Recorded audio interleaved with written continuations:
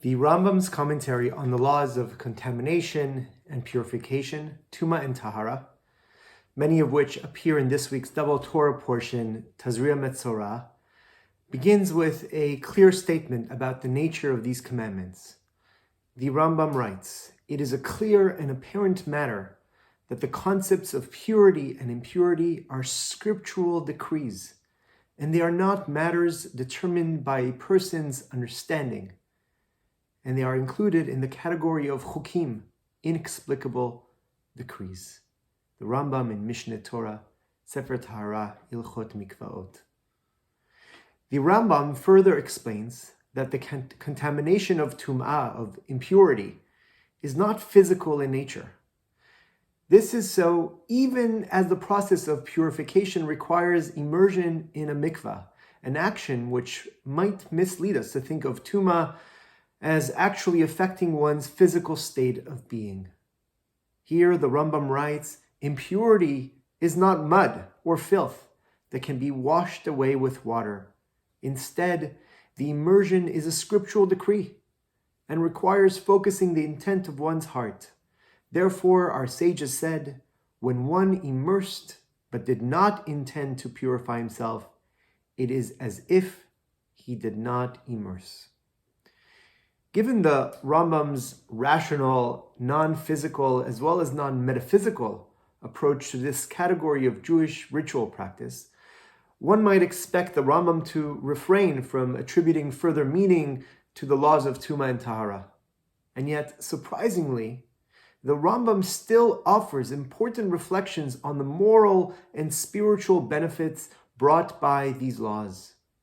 This point itself is powerful.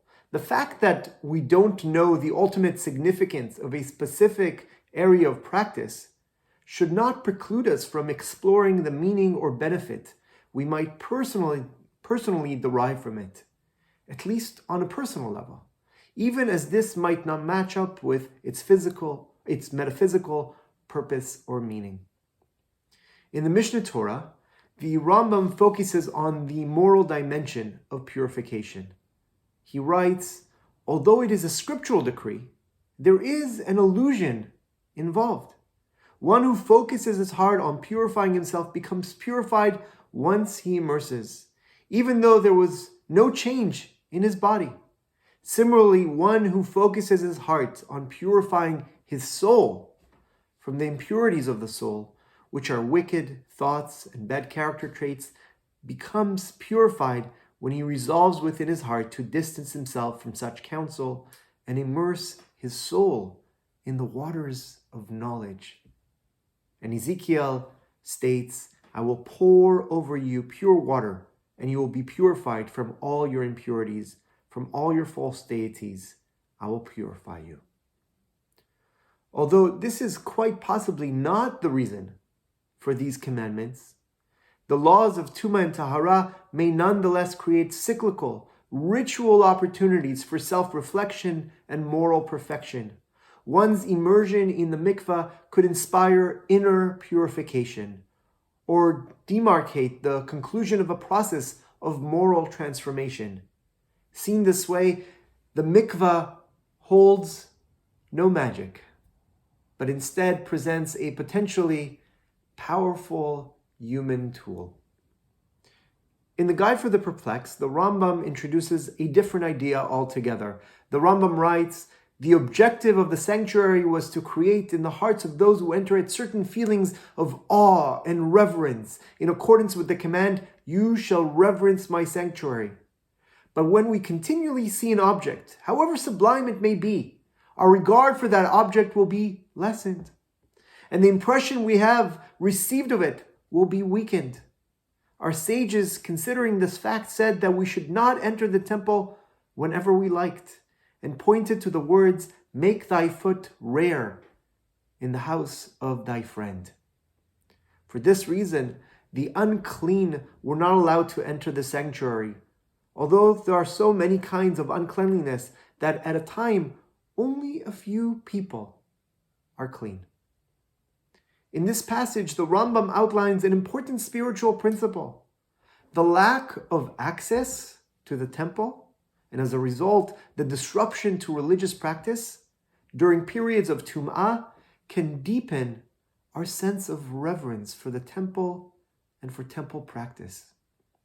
This very lack of accessibility can inspire feelings of longings and help cultivate our desire to draw closer once again to this place of holiness. This is something that, ideally at least, can occur through the observance of the laws of Nida. This particular insight resonates with me as I reflect back on this past year. Certainly, a year away from our shul building, a year off from hosting vigorously, and a drastic disruption of social gatherings and interactions in general was straining and difficult for each of us to varying degrees. My sense is that the disruption also created opportunities for longing, reflection, and personal engagement. These set of questions might be helpful for us as we seek to purify ourselves from this pandemic. How did this past year enrich your or our religious practice? As we begin to return to aspects of life as it once was, how might we give expression to the sense of longing we experienced this past year? A longing to draw closer to each other, to community, to Torah, and to God. And finally, how might we mark this return in a way that will further invigorate our religious growth in the weeks, months, and years to come?